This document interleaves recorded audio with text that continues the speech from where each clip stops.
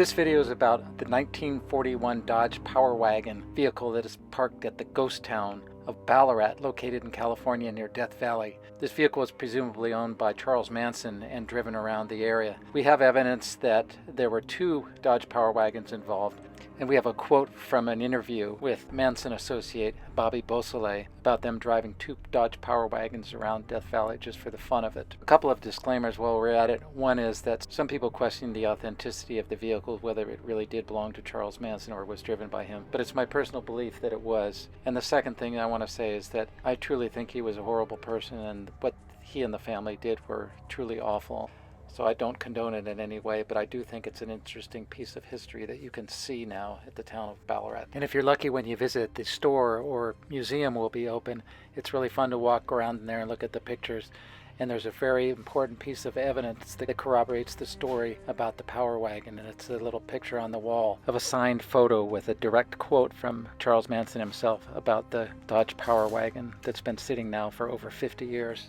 You can see here that there's the signed and captioned photo from Charles Manson that's hanging inside the museum, and you should definitely check that out if you have the time to stop at the store. At the time, the Manson family was hiding out at nearby Barker Ranch, and it was here that he was captured after hiding under a kitchen sink. Turns out they were looking for him after a piece of National Park heavy equipment was vandalized by arson, and they didn't suspect them of the murders at that time. But it was subsequent to the capture where they sorted it all out and charged the Manson family with the Sharon Tate murders. So if you visit Ballarat, there's a lot of things to do there other than visiting the store and checking out the Power Wagon.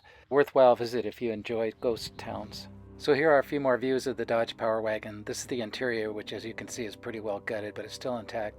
And notably, the stars on the ceiling were presumably painted by the Manson family girls, kind of their hippie heritage, and that kind of lends credence to the story. The interior is pretty trashed, but here you can see a view of the whole vehicle. Manson mentioned that somebody had stolen the front bumper and grill off of it. These are military surplus vehicles. Here you can see the three levers. One is the shifter, one is the emergency brake. One I think is a 2- and 4-wheel drive, and the other is probably low and high range. You can see a side view featuring the cool flat fenders. Manson said this was a munitions carrying vehicle, and I don't have any reason to doubt that. There's the heavy-duty hitch, the wood bed. There's another view of the rear. This shows the auxiliary gas can mounted on the side. Now we check out the cab, and you can see it's pretty worn there. And then we also see the bar mounted on the back of the truck, presumably for people to hold on to while standing in the bed. And then we show you underneath the vehicle, and you can see it's a single straight axle front end, and the heavy-duty components underneath that made it a pretty good off-road vehicle for the time. If the store is open, you should be able to grab yourself a cold drink and have a seat on the porch in front of the museum. Don't forget to like and subscribe, and until next time, thanks for watching.